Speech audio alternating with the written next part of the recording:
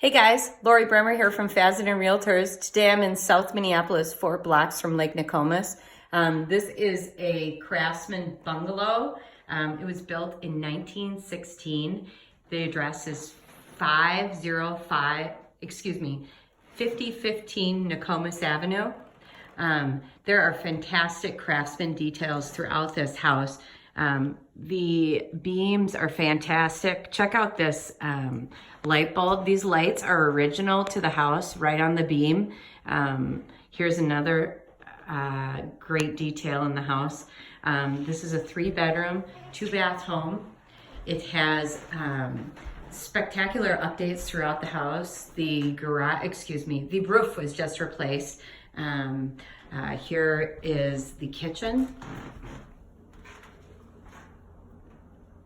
Original cupboards in fantastic shape. And then here is just one of the bathrooms. There's a basement bathroom that is to die for. It's got to be at least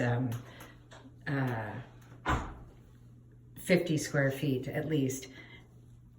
So this is one of the upgraded bathrooms. Check out the grates. This one is painted, but some of them are not.